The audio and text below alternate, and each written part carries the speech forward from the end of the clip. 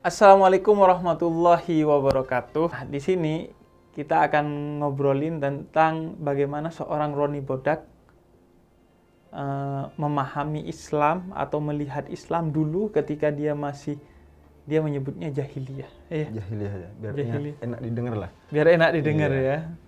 Nah, jahiliyah dan sekarang setelah dia meninggalkan dunia-dunia yang seperti itu. Nah, Ron, apa kabar? Alhamdulillah baik-baik. Alhamdulillah Khair. baik, khair, alhamdulillah. Nah, Ron, dulu kan lu semua ya, udah lihat aja tatunya sampai ke muka dong. Coki kalah, tatunya Ke sampai mata ke ya? muka, sampai ke mata ya, Iya. sampai ke mata tatunya terus. Jadi semua tubuh nih, tangan, kemudian kaki. Kalau di kulit mah udah biasa. Udah biasa. Malah Kayaknya penuh. Ron ini, kalaupun nggak berpakaian, kayaknya dia tetap dihitung menutup aurat karena ketutup sama tatonya. Kalau nggak- Saking banyaknya sebadan loh, Iya. sampai muka loh. Loh nih, kayak saya kadang ngelihatnya apa ini Mike Tyson ya kan di muka, di Apa matanya ini make juga up ada. gitu ya. Iya, apa make up gitu. Jadi semua Ron ya, dulu kan Iya. minuman keras, iya Ron ya. Macem-macem lah mau nyebutin. Takut Takut sudah nanti kalau keinget lagi kan. ingat lagi ya. Nah, dulu tuh Ron, kan ente ini pernah masa-masanya jahiliyah, Iya. betul. zulumat kita menyebutnya kegelapan. Iya. Kemudian Dan sekarang kegelapan. nur, masa cahaya. Masa yang udah ya kita mencoba belajar lah Baru ya dan belajar, menjalankan sebisanya Islam. Nah, itu dulu gimana melihat Islam? Ron?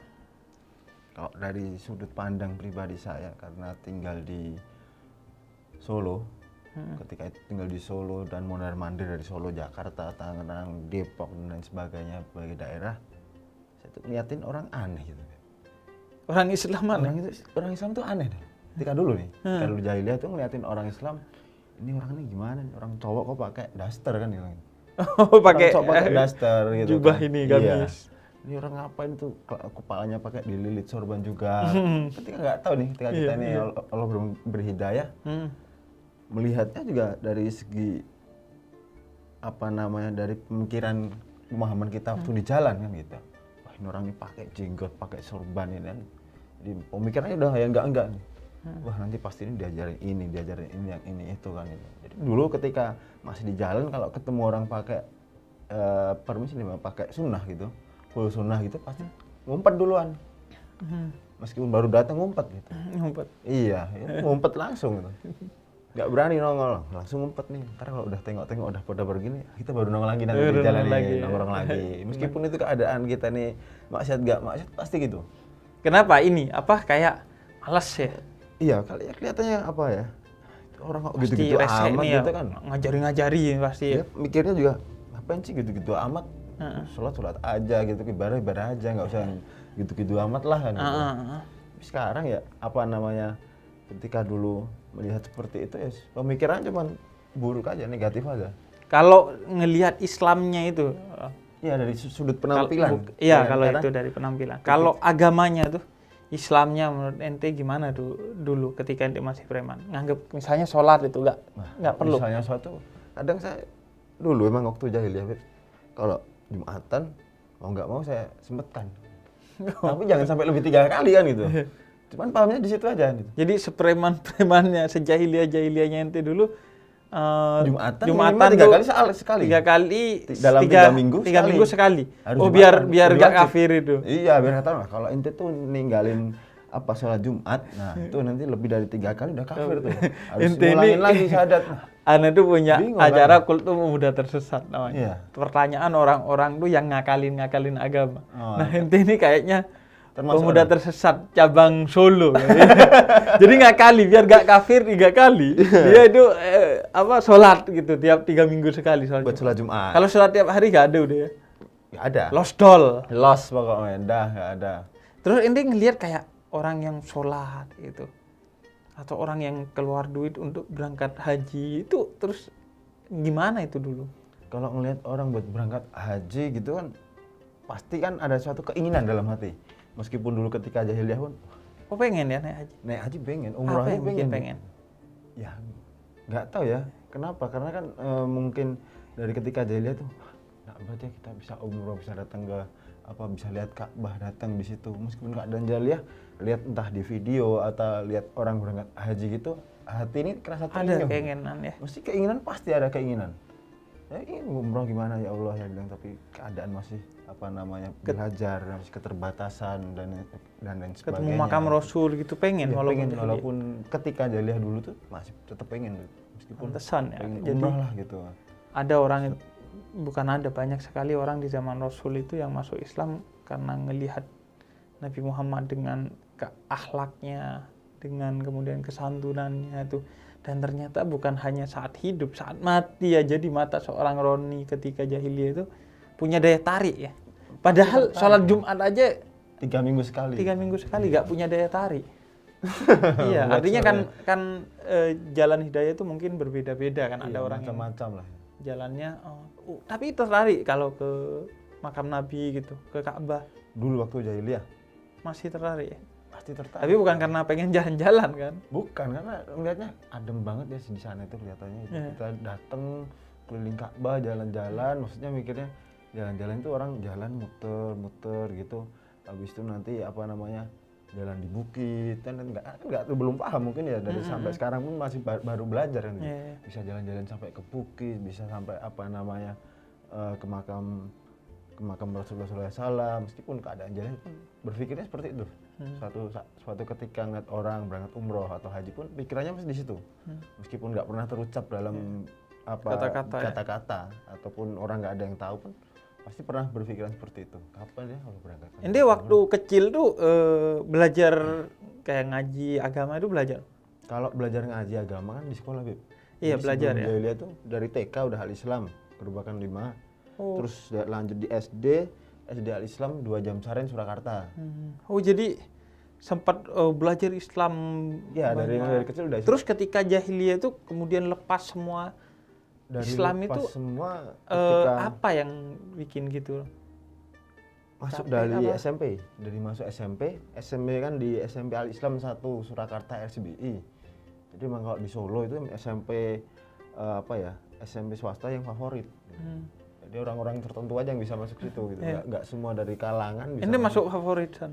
Iya, masuk situ di SMP Al-Islam 1 Surakarta itu. Iya. Saking favoritnya sampai kelas 2 gurunya ini sampai nggak bisa buat ngajarin pelajaran tentang macam-macam lah, bisa buat ngajarin, aneh yang keluar.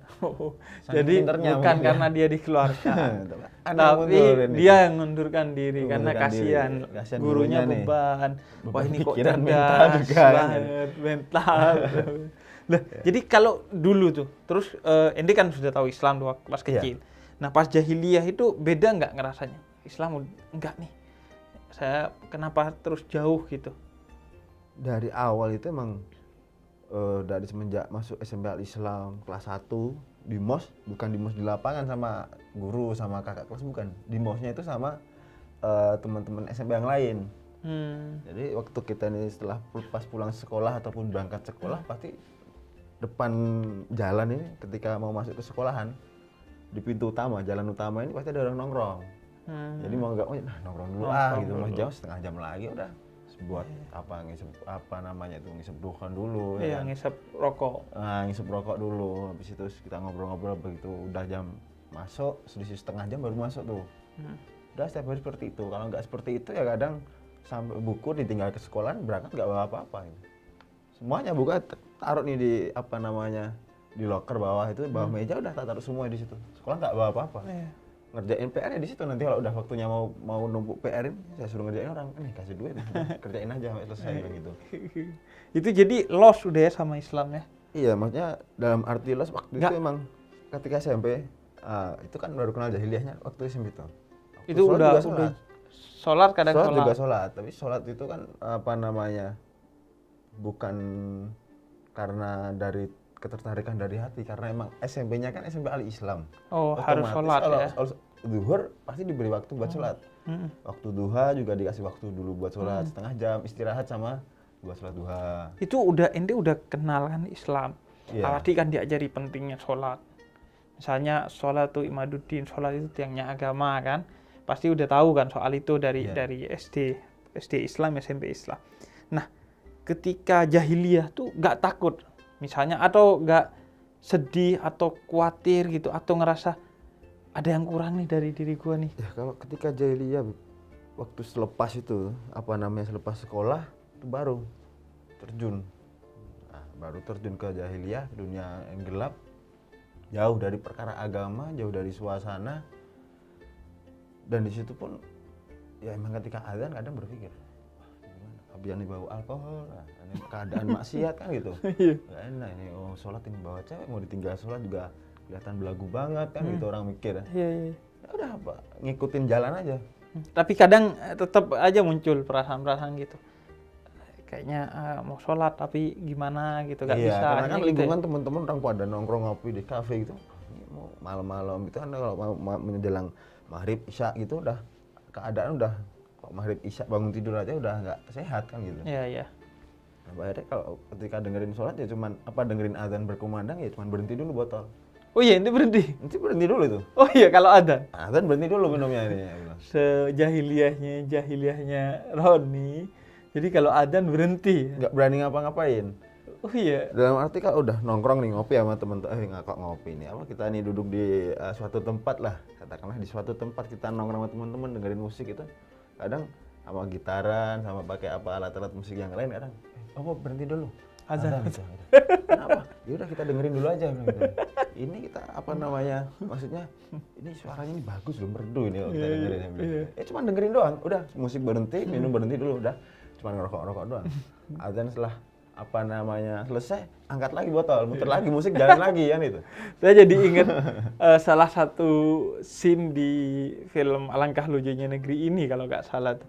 Jadi ada preman yang dia tukang copet gitu, terus mau nyopet Deddy Mizwar sama Dedi Petet. Pakaiannya Islami banget. Terus dua orang ini, satu mau nyopet, kata satunya jangan.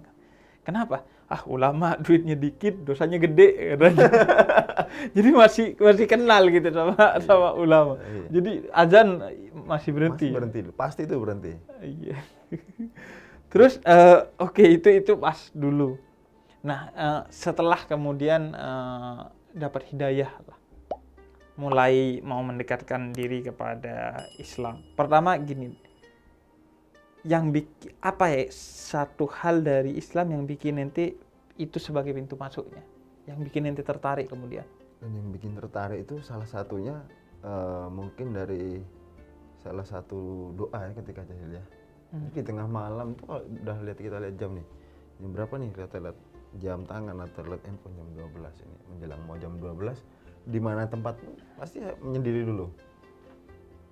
Menyendiri di ruangan terbuka, entah itu hujan nggak hujan, berarti saya di tempat terbuka natap langit gini, ya Allah, selalu berdoa, ya Allah, saya pengen belajar agama seperti yang dicontohkan baginda Rasulullah SAW dan para sahabat radhiyallahu anhu.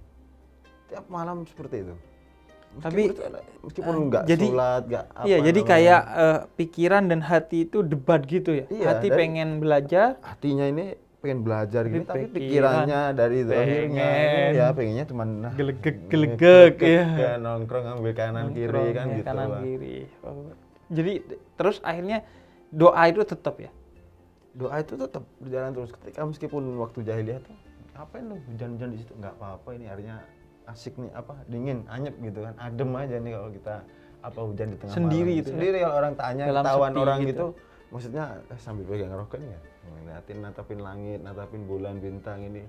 Kalau nggak hujan, kalau waktu hujan ya hujan meskipun cuma berapa menit berapa detik lah, tetap keluar dulu meskipun nanti basah-basah, udah kita nongkrong lagi, udah lepas baju, keringin dulu, udah lanjutin lagi. Saya tuh pernah bikin konten sama seorang kawan, Pendeta Yeripati Nasarani namanya.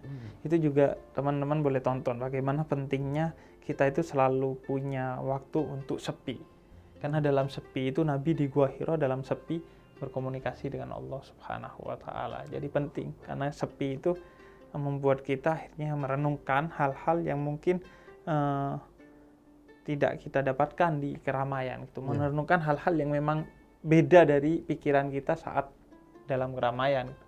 Akhirnya ya merenungkan hal-hal yang sifatnya spiritual gitu. Nah, terus setelah kembali ke jalan Islam gitu, itu sekarang memahami Islam gimana, Ron? Maksudnya dalam arti memahami Islam apa ya, dari belajar mungkin dari awal kan, belajarnya kan di majelis. Di majelis zikir dan sholawat di salah satu pondok pesantren Surakarta kan, tempatnya Abah Ali. Dan di situ pun kita buat belajar Iqra. Di situ kita ada setiap Ahad malam Senin itu manakib kan gitu. Setiap nanti malam Selasa kita ini ada taklim fikih juga sama Kiai Halim dari pimpinan-pimpinan pondok tersebut. Terus ngerasain ini nggak sekarang? Oh enggak, ternyata enak gitu Islam. Kalau dulu kan pasti ngelihatnya sebagai beban kan? Iya, tiap hari 5 kali suruh ke masjid kan itu jalan, itu kayak ada kerjaan aja kan itu mikirnya. Kalau sekarang ternyata setelah dijalani? Ya alhamdulillah setelah dijalanin gimana? Ketika kita udah kenal Allah, kita udah jalan baru belajar untuk taat kepada Allah nih, baru belajar kenal kepada Allah dan kita belajar buat menghidupkan amal dalam kehidupan kita, meskipun kadang amal yang sunnah masih bolong-bolong yang lain, tapi cenderung ke rasa adem dalam hati ini, cenderung ayem. Kalau orang Jawa bilang ayem, tentrem. Iya, tentram gitu. Tentram kan gitu. Jadi kita ini keadaan ada kawan gak ada kawan juga, ya udah pikiran gak kemana-mana gitu. Maksudnya alhamdulillah diberi kedamaian dalam hati. Dalam hati ada kedamaian udah ya. Sampai di Solo tuh kalau udah sering-sering ke masjidnya, sambung ke jamaah-jamaah itu udah kadang kayak kerjaan. Sekarang kemarin tuh sampai di Solo kerjaan seminggu cuma kadang 2 kali 3 kali aja kerja buka bengkel gitu. Tapi rezeki ada-ada aja gitu. Yang penting ini taklim jangan sampai putus, ini silaturahmi juga tetap dijaga. Ke markas tabligh juga harus gitu, ke majelis-majelis taklim harus kita usahakan seminggu sekali. Ke teman-teman yang dulu yang sekarang masih jahiliyah, masih kadang teman-teman yang dulu mungkin dari komunikasi WA masih ada. Masih. Ente nggak nganggap kemudian saya harus jauh ini karena mereka itu orang jahiliyah, ahli neraka gitu. Kalau mungkin ada ya dari beberapa pendapat orang lain yang seperti itu. Dan kalau dari segi pandang pribadi saya, yang harus dijauhin itu kebiasaan buruknya, bukan orangnya. Bukan orangnya ya. Karena orangnya kita sama-sama manusia, kita sama-sama ciptaan Allah, kita sama-sama punya hak atas ketika kita ini dalam buat beribadah, dan kita teman-teman juga masih ada pilihan sendiri, dan di situ pun kita nggak bisa buat memaksakan. Oh, antum harus kita sama ente ya, bisa. Ya. Antum harus ikut-ikut, harus pakai jubah, pakai peci. Kalau ente juga dulunya gitu ya. Iya. Kalau dikerasi malah nggak bisa keras. Paling cuman sekedar datang nih. Kalau dulu awal-awal emang berat buat hijrah itu. Padahal kita nongkrong dalam satu tongkrongan yang mungkin saya bukan sekarang nggak bisa lah ngomongin tongkrongan orang-orang nakal itu enggak. Cuman tongkrongan yang kurang baik saja. Meskipun itu keadaan orang maksiat sekalipun, saya mikir di situ cuman kurang baik saja. Iya, jadi bahkan dia agak mau nyebut itu tongkrongan buruk gitu ya. Iya, karena kan saya juga menjaga hati saudara kita ini kan yang paling utama di situ. Iya, menjaga hati. Karena kalau udah nih ini orang teman kita yang dulunya ketika bareng-bareng bermaksiat kita udah gesekan, hati ini udah gesek, udah nggak ada kecocokan, buat deketin susah. Iya, jadi tetap dijaga ya. Tetap dijaga. Dan bagaimanapun ada hati yang suci kan. Iya. Betapapun dia peminum minuman keras, maksiat, tapi kan tetap Allah kasih hati yang membawa misalnya Roni waktu itu hujan-hujanan sendiri dan berdoa, itu kan meskipun cuman ibadahnya doa, tapi nggak di masjid, nggak di mana, nggak di musola. Iya, itu kan suara hati. Cuma di lapangan terbuka aja. Ya. Terus tadi ketika kesana ente ngajak mereka untuk kebaikan. Ngajak. Atau jangan-jangan ente hancurin botolnya. Jangan minum gini. Nggak bisa. Ini karena apa? Saya pernah itu sebelum hijrah itu kan mungkin beberapa tahun lah, karena juga cukup lama 3 tahunan entah 5 tahun sebelum hijrah itu emang benar-benar parah itu.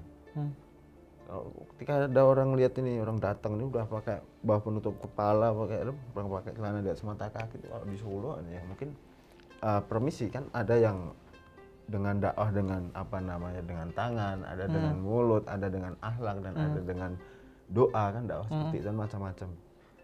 Dia itu pernah seperti itu, mau dipukulin saya lari, teman-teman udah dihancurin saya lari semua.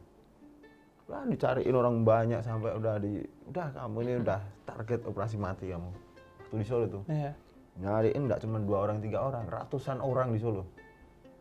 Udah setelah itu setelah selesai selisih 3 bulan itu baru berani buat kerja lagi.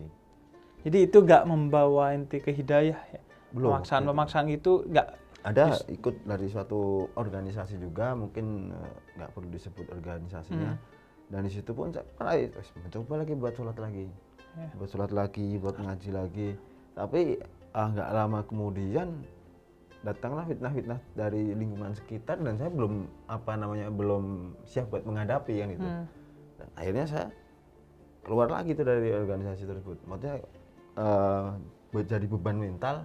Kok jadi seperti ini sih ya, udah lepas lagi, jahiliyah lagi kan gitu. Jadi saya tuh sering bilang, Ron, di video-video saya bahwa orang-orang yang dalam bahasanya Ron itu jahiliyah itu gak bisa ente paksakan untuk jadi baik dalam beragama, gak bisa dengan cara-cara kekerasan itu.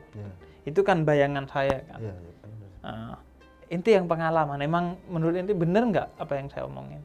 Kalau dalam kita ini belajar agama dalam keterpaksaan, menurut saya pribadi nih, kalau orang-orang yang di jalan itu kan selama ini setelah saya Allah berikan hidayah, Allah pertemukan dengan kawan-kawan yang belajar usaha dakwah, menghidupkan sunnah-sunnah Nabi yang di situ saya dari sudut pandang nih, kalau kita ini pakai kekerasan, orang ini nggak akan senang dengan adanya agama Islam. Nggak senang ya?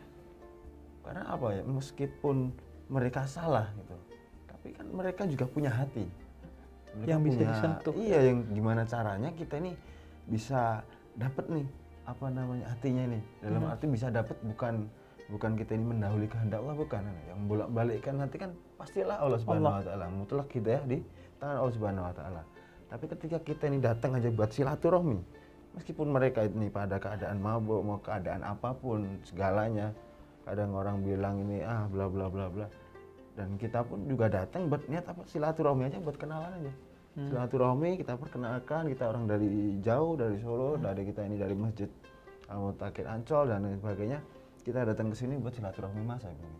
Udah kita kenalan, ngobrol, orang pada ngobrol butuhnya apa, ya udah kita berikan di situ. Waktu kita berikan ya kita sama teman-teman jamaah, kita kumpulin uang, ada yang ngerokok, udah beliin rokok. Ada yang ngopi, hanya nongkrong nih. Ya, kita nongkrong. Dua kutub nih berarti katakan, yang jahiliyah sama yang dan kita ini udah dapat hidayah. Biar orang-orang ini memandang Islam, Islam ini permisi nih, maksudnya Islam ini kok keras banget nih ajarannya, Islam ini kok seperti ini, kok mau harus ini, harus itu dan sebagainya. Dan kita baru belajar buat menjaga image seorang agama Islam ini tidak dianggap orang ini Islam ini keras gitu, bukan. Sebenarnya kan Islam ini lemah lembut, mahabbah dan kasih sayang. Mahabbah, cinta itu. Harus kita dengan kasih penuh cinta kan, dengan teman kita yang meskipun masih di jalan, ya kita rangkul dengan mahabbah dan kasih sayang tersebut kan. Iya. Iya sih, emang intinya adalah bagaimana Islam itu dirasakan sebagai agama cinta sehingga bisa nembus hati seorang yang sejahiliyah apapun dan membuat mereka akhirnya ikut jalan kita dan tidak sama sekali karena keterpaksaan, tapi karena kesadaran dan dia melihat keindahan dalam diri kita dan kebahagiaan juga. Orang bisa nyaman meskipun kita pakai jubah gini, meskipun ketika kita datang di silaturahmi, datang di satu tongkrongan gitu, sering waktu jauh lah gitu, emang sering datengin teman-teman yang masih di jalan, lebih cenderungnya turun ke jalan langsung kan. Kita datang buat silaturahmi aja, kita pamitan, tinggal di mana Mas? Tinggal di masjid sini, iktikaf 3 hari ya bilang gitu kan. Ya udah, ntar ada yang mau nongol, ada yang enggak, ada yang semuanya datang dan ada yang sebagian ikut sholat, ada yang enggak. Iya, seorang preman pernah datang ke Nabi Muhammad Sallallahu Alaihi Wasallam. Dia katakan, Nabi, bagaimana bagi seorang yang dosanya sebesar gunung? Kemudian kata Nabi, ampunan Allah lebih besar dari gunung. Bagaimana dosa orang yang seluas lautan? Ampunan Allah lebih luas dari samudra. Dan bagaimana dosanya orang yang seluas semesta? Ampunan Allah lebih besar dari segalanya.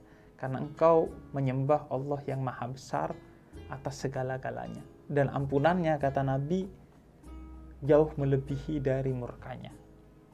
Inna rahmati taghlibu ghadabi, kata Allah. Sesungguhnya rahmat Allah itu meliputi segala sesuatu termasuk kemurkaannya dan lebih besar dari kemurkaannya. Jadi kata Allah di dalam surat Az-Zumar ayat 53, justru aku kabarkan kepada kalian jangan pernah berputus asa dari rahmatku. Walaupun kalian telah kelewat batas dalam melakukan dosa, datanglah kepadaku, ketuk pintu rumahku, maka aku akan membukanya dan engkau akan menjadi bagian dari keluarga Allah di rumahnya. Jadi justru memang akhirnya kita belajar dari sana kan. Bagaimana justru terbukanya agama ini bagi seorang yang mau berubah gitu. Tidak pernah tertutup pintu rahmat, pintu cinta kasih dan pintu ampunannya Allah. Dan justru kita akhirnya belajar gitu. Ada satu riwayat seorang preman tadi diceritakan oleh Roni, mereka itu kadang walaupun minuman keras, tapi ketika dengar adzan mereka berhenti. Mereka punya hati. Ada seorang preman di zaman Nabi Isa yang dia selalu melihat rombongannya Nabi Isa ketika jalan, dan dia ingin ikut rombongan itu, walaupun dia preman. Saking inginnya, suatu hari ketika lewat, dia gak terasa ikut di rombongan itu, jalan di belakangnya. Kemudian melihat rombongan itu, kemudian ada satu muridnya Nabi Isa ini yang mempercepat jalannya karena gak mau bareng sama preman. Dan preman ini baru nyadar, oh iya, akhirnya dia memperlambat karena gak mau bikin rombongan suci ini menurut dia terlihat jelek karena adanya dia. Dan akhirnya kata Allah, wahai Isa, panggillah preman itu dan muridmu itu, kumpulkan dan katakan, mulai sekarang semua pahalanya muridmu itu aku hanguskan karena kesombongannya, dan mulai sekarang dosanya preman itu aku hapuskan karena kerendahan hatinya gitu. Jadi jangan pernah menutup pintu ampunan dan pintu cintanya Allah yang Allah tidak pernah menutupnya. Kalau kita menutupnya berarti kita kurang ajar kepada Allah Subhanahu wa Ta'ala. Itu mungkin obrolannya, semoga bisa menginspirasi teman-teman. Ya, senang sekali Roni berbagi inspirasi di sini, berbagi pencerahan, dan dia yang menjalani gitu, sehingga saya yakin ada kekuatan dari setiap kata-katanya, karena kata-kata itu muncul dari orang yang mengalami dan insya Allah dari hatinya. Meskipun mungkin secara isi lebih bagus kata-katanya para penceramah di luar, tapi saya yakin ada kekuatan di setiap kata-kata yang diucapkan oleh Roni tadi, yang insya Allah bisa menginspirasi orang-orang seperti dia di masa lalunya. Semoga.